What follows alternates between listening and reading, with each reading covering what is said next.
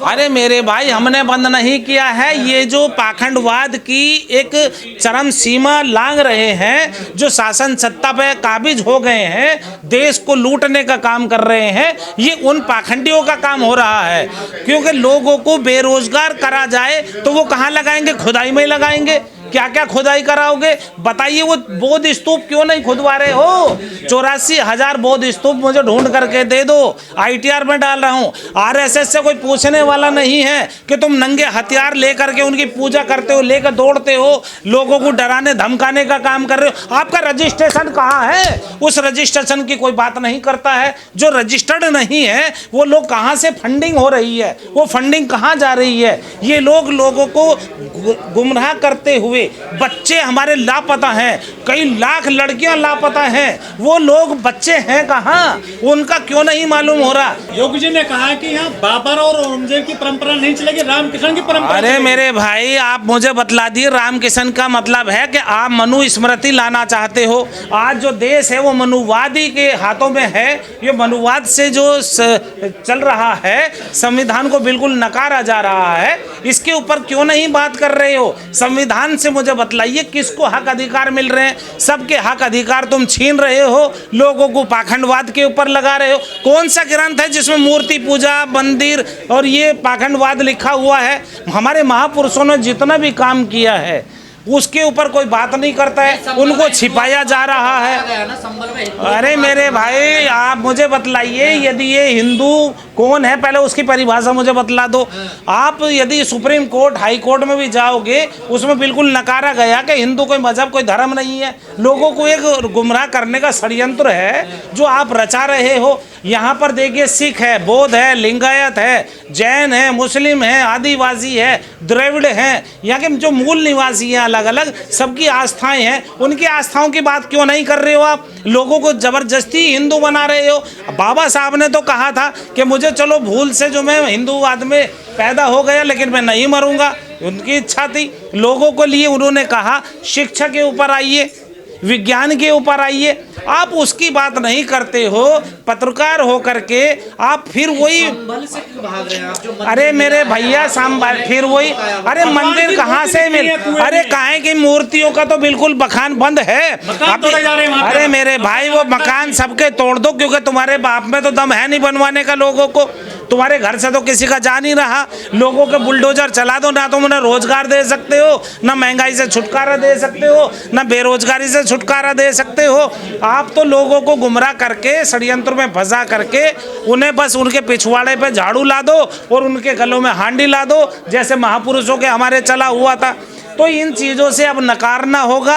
Doctor बाबा भीमराव अंबेडकर साहब ने और हमारे ललय सिंह यादव और बहुत सारे महापुरुष, ई पेरियार स्वामी जी, बहुत लोगों ने इतनी मेहनत की है। महात्मा ज्योतिबा फूले ने, बाबा साहब भीमराव अंबेडकर ने, और इन्होंने इतनी मेहनत की है। हमारे हजरत औरंगजेब को जैसे ये उल्टा सीधा बयान करते हैं, अरे उनके जैसा न्याय कायम करके दिखा दो।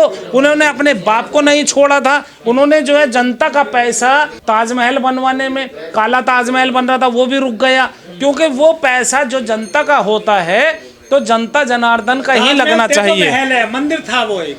अरे यार, तुम कुछ भी कह दो। यदि मुस्लिमों का इतने साल राज था, यदि वो अपनी चलाते तो 100% यहाँ मुस्लिम होता।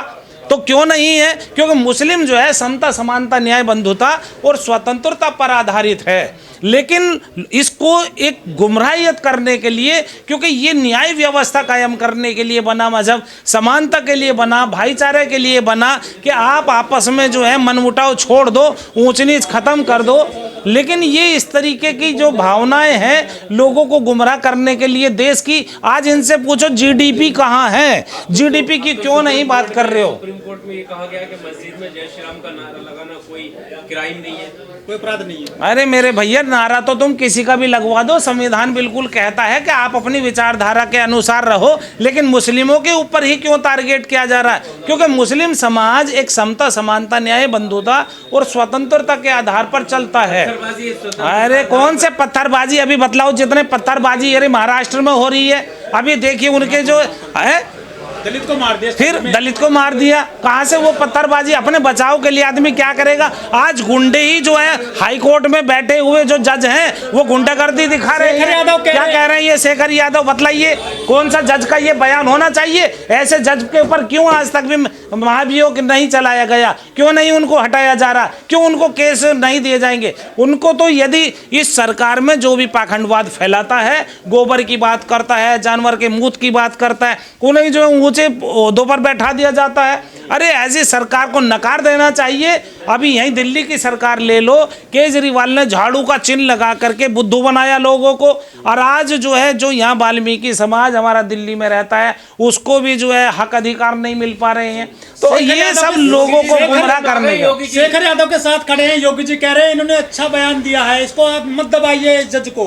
हाँ, उस जज को मत दबाइए, क्योंकि वो जज जो है अन्याय की बात कर रहा है और इन लोगों को अन्याय पसंद है, क्योंकि इनकी संस्था रजिस्टर्ड नहीं है। ये हथियार लेकर नंगे दौड़ते हैं, लोगों को गुमराह करते हैं, दूसरों पे हथियारों की बात करते हैं। मंदिर आप नहीं दबा रखे, बोधि स्तूप कहाँ है पहले तुम बतलाओ ना। उनकी आपने उनकी शक्ल भी इधर की उधर कर दी, लोगों को गुमराह कर दिया। आप बतलाइए कौन से ग्रंथ में कौन सी मंदिरों की लिखी हुई है? हर साल जो है, हर साल जो भगवान जी बनाते हो और वो कहीं ना कहीं जमीनों में दबा देते हो, कहीं ना ये देखते हो उनको भाई ये पाक जगह है या कहीं गंदी जगह है, और वहीं ये इस तरीके से करते हो। अरे बुद्धिज्म लाओगे तो तुम्हारी बुद्धि तेज होगी। और तो अब यहाँ बुद्धिज्म का जमाना था, आज उसके साथ में 420 ही करी गई। बौद्ध अनुयायी शांत क्यों बैठे हैं? जब उनकी प्रॉपर्टी है क्लेम क्यों नहीं करते?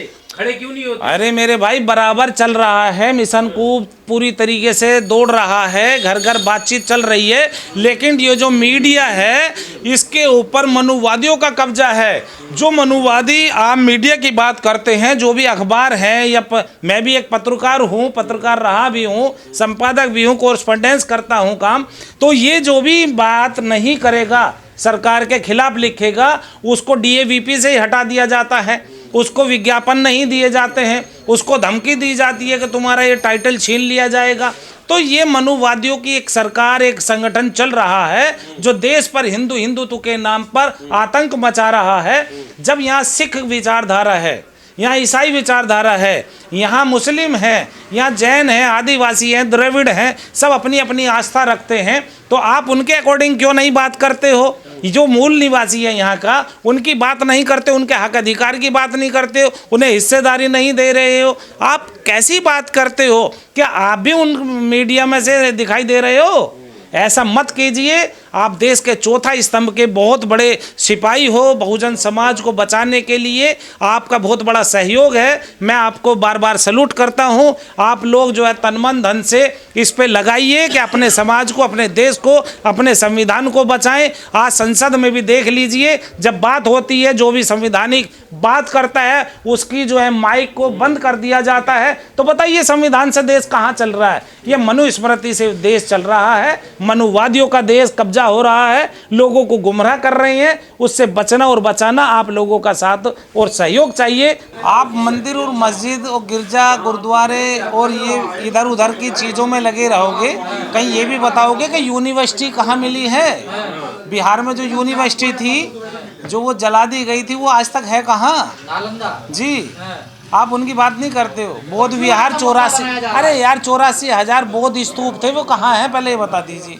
या केवल एक ही चीज़ दिखाई देगी, एक ही मुद्दा दिखाई देगा? और यदि मुस्लिम ना हो तो ये राजनीति किस पर करेंगे? बताइए मुझे। लोगों को शिक्षा की ज़रूरत है, चिकित्सा की ज़रूरत है, न्याय की ज़रूरत है। आज सामाजिक न्याय खत्म है, आज उसकी ज़रूरत है, तो बात उसकी क्यों नहीं करते हो आप? कौन सा हाईलाइट किया जा रहा है? अरे मेरे भाई, संभल जो है या कोई सा भी जिला हो, वो एक दूसरे को लड़वाने का एक मुद्दा है। जो आपस में मूल निवासी जो यहाँ समाज है वो आपस में लड़ें, भिड़ें और इनका अपना व्यापार चले। ये व्यापारियों की सरकार है, तो व्यापार, अपना व्यापार चलाने के ऊपर है। चाहे देखिए बीमारी हो, चाहे कोई त्योहार हो, चाहे कोई कुछ भी कोई कार्रवाई हो, क्या कोई जश्न हो या कोई मरने वाला हो, तो व्यापारियों की दुकान चलती है। अब ऐसे ही इनकी दुकान है, इनकी ओर से देश बिके, GDP माइनस हो जाए या लोगों को कारोबार मिले या महंगाई चरम सीमा पर चढ़ जाए, तो इन लोगों को तो केवल मुद्दे बनाने हैं और लोगों को पाखंडवाद में धकेलना है। अभी आप देखिए, हमने महाकुंभ किया था सामाजिक न्याय का रामलीला मैदान में, तो वहाँ कितने लोग पहुँचे, आने ही नहीं दिए और लोगों को ज़बरदस्ती उल्टा सीधा धमकाने का काम किया गया। हमारी जितनी गाड़ियाँ आ रही थी उनको रोकने का काम किया गया, लोगों को रास्ते में रोक दिया गया। तो ये जहाँ सामाजिक न्याय की बात करोगे, देश की उत्थान की बात करोगे, शिक्षा की बात करोगे, चिकित्सा की बात करोगे, तो ये लोग उसको डाइवर्ट करने का मुद्दा बनाएंगे। अब ये लोगों से ये मालूम कीजिए, जो एक सबसे बड़ा कहाँ जिसको ये कहते हैं हजरत औरंगजेब ने उस मंदिर को छुड़वाया था, और जो पहाड़ियों पर है, कौन सा है बताइए आप? अरे मैं वही बतलाना चाहता हूँ, उसका सोना कहाँ है? कई सौ टनों जो उसका केदारनाथ का जो मंदिर है उसमें से सोना गायब कर दिया और मुद्दा बनाया गया हिंदू मुस्लिम का। अरे झूठी मुद्दा, अरे झूठी अफवाह है। जो वहाँ से बंदा चल करके आया उसे रास्ते में रोक लिया। अभी जो हमारी ज़मीन चीन के दायरे में जा रही है उसको वहाँ रोक लिया। अभी आप दिल्ली की बात करो, जो एक चुनाव चिन्ह लोगों को बुद्धू बनाने के लिए झाड़ू का लिया गया, आज उसी अरे मैं वही तो मुद्दा बतला रहा हूँ।